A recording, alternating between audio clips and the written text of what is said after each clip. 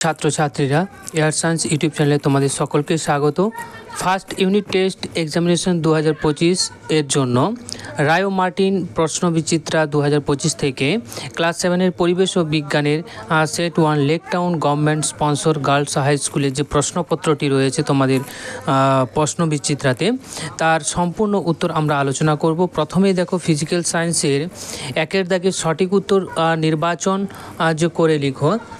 এখানে প্রথম একের দাগে সেলসিয়াস ও ফারেনহাইট স্কেলে বরফের গলনাঙ্ক যথাক্রমে হয়ে যাবে 0 ডিগ্রি এবং 32 ডিগ্রি। তো এখানে ব্যাখ্যাটাও তোমাদের সুবিধার্থে দেওয়া আছে। বরফের গলনাঙ্ক সেলসিয়াস স্কেলে 0 ডিগ্রি এবং ফারেনহাইট স্কেলে 32 ডিগ্রি। তারপরে দ্বিতীয় যে প্রশ্নটি রয়েছে, একটি বিক্রিয়া রয়েছে। এই বিক্রিয়াটির ক্ষেত্রে দেখো জিঙ্ক থেকে জিঙ্ক 2+ হচ্ছে, আর কপার 2+ থেকে কপার হচ্ছে। অর্থাৎ এখানে দেখো ক্যাটায়নের প্রতিস্থাপন ঘটছে, তাই এই বিক্রিয়াটিকে বলবো প্রতিস্থাপন বিক্রিয়া। ঠিক আছে, তো এখানে কারণটাও কিন্তু তোমাদের উল্লেখ করে দেওয়া হয়েছে তোমাদের বুঝার সুবিধার্থে। তারপর 3-এর দাগে নীল তাপ পদার্থের অবস্থান্তর ঘটায়। তো এইখানে সি অপশানটি আমাদের কারেক্ট হয়ে যাবে। পরবর্তী যে প্রশ্নটি রয়েছে 4-এর দাগের যে Na+ আয়নের ইলেকট্রন সংখ্যা কত হবে। Na সোডিয়ামের ক্ষেত্রে তার ইলেকট্রন সংখ্যা হচ্ছে 11। তাহলে এখানে একটি ইলেকট্রন যদি বেরিয়ে যায় তাহলে পজিটিভ চার্জ বেড়ে যায়, অর্থাৎ প্রোটন সংখ্যা বেড়ে যাবে। প্রোটন সংখ্যা থাকবে 11টি, ইলেকট্রন সংখ্যা 10টি, তাই এখানে হয়ে যাবে ইলেকট্রন সংখ্যা 10। বি অপশানটি কারেক্ট হবে। 5 তাপ পরিমাপক যন্ত্রের নাম হচ্ছে থার্মোমিটার। তো এখানে সঠিক উত্তর হবে এ অপশানটি। তো প্রিয় ছাত্রছাত্রীরা, বাহ্যিক কিছু সাউন্ড তোমাদের কানে আসছে বুঝতে পারছি, একটু নেগলেক্ট করবে, আমাদের বিষয়বস্তুটার ওপর ধ্যান দিতে হবে, তাই না? বাহ্যিক আওয়াজের ওপর ধ্যান দেবে না বা ওটা নিয়ে কেউ কমেন্ট করবে না, তোমাদের কাছে এটাই অনুরোধ রইল। এরপর দেখো সংক্ষিপ্ত প্রশ্ন উত্তর। যে কোনো পরমাণুর ভর সংখ্যা 23, পারমাণবিক সংখ্যা 11 হলে নিউটন সংখ্যা কত হবে। তো নিউটন সংখ্যা সমান আমরা বের করতে পারি ভর সংখ্যা থেকে পারমাণবিক সংখ্যা বিয়োগ করতে হবে, অর্থাৎ 12 হবে এখানে। তারপর দ্বিতীয় যে প্রশ্নটি রয়েছে, তাপ পরিমাপের এসআই একক কী হবে। তাপ পরিমাপের এসআই একক হবে জুল। তারপরে দেখো 3 নম্বর প্রশ্ন, পরিবর্তনশীল যোজ্যতা দেখা যায় এমন একটি মৌলের নাম এবং চিহ্ন। তো তোমরা সহজেই দিতে পারবে আয়রন বা লোহা, Fe যার সংকেত এবং যার যোজ্যতা হবে 2 অথবা 3। যদি 2 হয় ফেরাস এবং 3 হলে ফেরিক। পরবর্তী যে প্রশ্নটি রয়েছে 4-এর যে প্রশ্নটি রয়েছে, 10 গ্রাম বরফকে 10 গ্রাম জলে পরিণত করতে কত পরিমাণ তাপের প্রয়োজন। তো এই ক্ষেত্রে আমাদের যে সূত্রটি প্রয়োগ করতে হবে Q = mLF। এখানে Q বলতে প্রয়োজনীয় তাপ জুল এককে, M বলতে বরফের ভর গ্রামে এবং LF বলতে বরফের গলনের আপেক্ষিক তাপ জুল পার গ্রাম। ঠিক আছে, তাহলে বরফের আপেক্ষিক তাপ যেটা আমাদের জুল পার গ্রামে রয়েছে সেটা আমরা জানি 334 জুল পার গ্রাম, আর এম দেওয়া আছে এখানে কিন্তু 10 গ্রাম। তাহলে এখান থেকে আমরা কিউর মানটা সহজেই নির্ণয় করতে পারবো। তো কিউটা আসবে আমাদের এখানে যে 3340 জুল। তো এখানে আমাদের সঠিক উত্তর হবে 3340 জুল। এর পরবর্তী যে প্রশ্নটি রয়েছে, নিম্নলিখিত প্রশ্নগুলি উত্তর দাও যে কোনো 3টি। তো আমরা সব প্রশ্নের উত্তরটা দেখে নেব। একটি বস্তুর উদ্ভূত উষ্ণতা 20 ডিগ্রি সি হলে ফারেনহাইট স্কেলে তার মান কত হবে। তো আমরা যেটা সম্পর্ক জানি ফারেনহাইট এবং সেলসিয়াসের মধ্যে, যে 9/5 ইন্টু যে C+32, সেই সম্পর্কটা থেকেই কিন্তু আমরা সি এর মান 20 ডিগ্রি সি বসিয়ে যদি আমরা দেখি ফারেনহাইট হবে 68 ডিগ্রি এফ। তারপরে যে প্রশ্নটি রয়েছে 2, প্রদত্ত যৌগগুলির যে সংকেত লিখো। অ্যালুমিনিয়াম সালফেট এবং সোডিয়াম নাইট্রেট।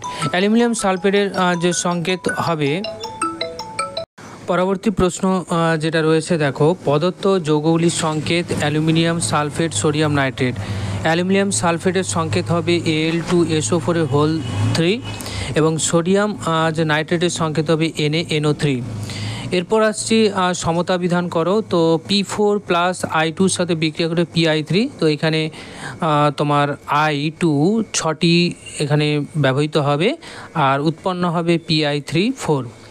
ঠিক আছে, পরবর্তী যে প্রশ্নটি রয়েছে, মাটির কলসিতে জল ঠান্ডা হয় কেন? এটা তোমরা বিস্তারিত বড় করেও লিখতে পারো বইয়ের মতো, বা ছোট করেও আমি লিখে দিয়েছি, দেখো।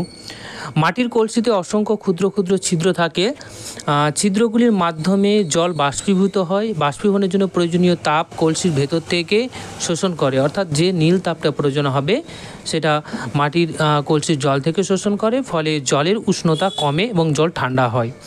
ঠিক আছে, এই প্রক্রিয়াকে বাষ্পীভবনের শীতলীকরণ বলা হয়। এরপর লাইফ সায়েন্সের পোর্শনে চলে যাব আমরা। তো প্রথমে সঠিক উত্তর নির্বাচন করো। প্রথম 1, লোহিত রক্তকণিকাতে উপস্থিত প্রোটিন হবে হিমোগ্লোবিন। দ্বিতীয়ত, দৃষ্টিশক্তি রক্ষাকারী ভিটামিনটি হবে ভিটামিন এ, যেটা ফ্যাটে দ্রবীভূত হয়। ওজন হিসেবে জলের পরিমাপ বেশি থাকে, তা হবে রক্তে। এরপর আসছে শূন্যস্থান যে পূরণ করো। 1, ভাত আটাতে থাকে প্রধান খাদ্য উপাদান শর্করা বা কার্বোহাইড্রেট। ম্যারাসমাস রোগটি হলো প্রোটিন এবং শক্তির অভাবজনিত ফল। তারপর আসছি ক্যারোটিনয়েড হলো ফাইটোকেমিক্যাল। এরপর যেটা রয়েছে বিসাদৃশ্য লিখো। তো এখানে সঠিক উত্তরটি হবে ভিটামিন, কারণ যে ক্যারোটিনয়েড, যে মায়োসিন, অ্যাক্টিনিন সবই প্রোটিন, কিন্তু ভিটামিন একটি জৈব পুষ্টি উপাদান, প্রোটিন নয়, এই জন্য আলাদা হয়ে যাবে। তারপরে আসছি দেখো মেটানিন ইয়েলো ট্রান্সফ্যাট, যে সাইক্লামেট বা সোডিয়াম ক্লোরাইড। বিসাদৃশ্য হবে সোডিয়াম ক্লোরাইড।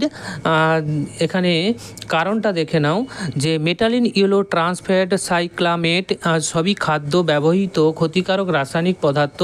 সোডিয়াম ক্লোরাইড হচ্ছে লবণ, প্রাকৃতিক এবং নিরাপদ খাদ্য উপাদান। এরপর 4 দাগে নিম্নলিখিত প্রশ্নগুলির উত্তর দাও। এখানে প্রথমেই যে প্রশ্নটি আজ রয়েছে, মস্তিষ্কে জল কী রূপে অবস্থান করে? জীবদেহে তাপমাত্রা নিয়ন্ত্রণে জলের ভূমিকা। মস্তিষ্কে জল অন্তঃকোষীয় এবং বহিঃকোষীয় তরল হিসেবে অবস্থান করে। এটি মস্তিষ্কের কোষগুলিকে কার্যকারিতা বজায় রাখতে সাহায্য করে।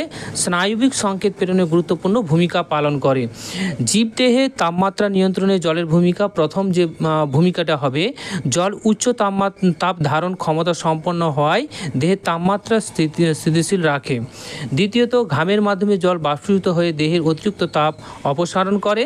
তৃতীয়ত, রক্তের মাধ্যমে তাপ সারা দেহে সঞ্চালিত হয়ে তাপমাত্রা নিয়ন্ত্রণ করে। অথবা যে প্রশ্নটি রয়েছে, উদ্ভিজ্জ প্রাণীজ উৎস থেকে প্রাপ্ত একটি করে প্রোটিন সমৃদ্ধ খাদ্যের নাম এবং প্রোটিনের 2টি গুরুত্বপূর্ণ কাজ উল্লেখ করো। তো উদ্ভিজ্জ উৎস হবে ডাল, যেটা হচ্ছে মুসুর ডাল।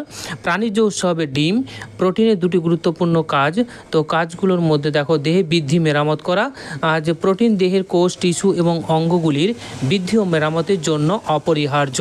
এনজাইম হরমোনের উৎপাদন, প্রোটিন এনজাইম হরমোন তৈরিতে সাহায্য করে, যা দেহের বিপাকীয় প্রক্রিয়া নিয়ন্ত্রণ করে। এরপর আসছে সালোক সংশ্লেষ কাকে বলে? বিএমআই বা দেহের ভর সূচক সূত্রটি লিখো। কোনো ব্যক্তির স্বাভাবিক বিএমআই এর মান কত হবে? তো উত্তরটা আমরা দেখে নেব। সালোক সংশ্লেষ হলো একটি জৈবিক রাসায়নিক প্রক্রিয়া যেখানে সবুজ উদ্ভিদ সূর্যের আলো, কার্বন ডাইঅক্সাইড, জল ব্যবহার করে গ্লুকোজ এবং অক্সিজেন উৎপন্ন করে। এই প্রক্রিয়াকে ক্লোরোফিল নামক রঞ্জক পদার্থ উপস্থিত থাকে। তো বিক্রিয়াটা দিয়ে দেবে। বিএমআই সূচকটা কি? বিএমআই সমান হবে ওজন, যেটা কিলোগ্রামে, ডিভাইডেড বাই উচ্চতা, যেটা মিটার স্কোয়ার, উচ্চতা স্কোয়ার বা তোমার মিটার স্কোয়ার বলতে পারো। ঠিক আছে, এরপর স্বাভাবিক বিএমআই এর মান হবে, একজন স্বাভাবিক বিএমআই এর মান হবে 18.5 থেকে 24.9 পর্যন্ত। বিএমআই যদি 18.5 কম হয়, ওজন কম হবে। বিএমআই যদি 18.5 থেকে 24.9 হয়, স্বাভাবিক হবে। বিএমআই যদি 25 থেকে 29.9 হয়, অতিরিক্ত ওজন হবে। বিএমআই যদি 30 বেশি হয়, সেই ক্ষেত্রে স্থূলকায়ত্ত হয়ে যাবে। ঠিক আছে, তো আজকের ভিডিও এই পর্যন্ত। আশা করি তোমাদের ভালো লাগলো। পরবর্তী ভিডিওর জন্য অবশ্যই আমাদের চ্যানেলটি সাবস্ক্রাইব করে রাখতে পারো। ওকে, থ্যাংক ইউ।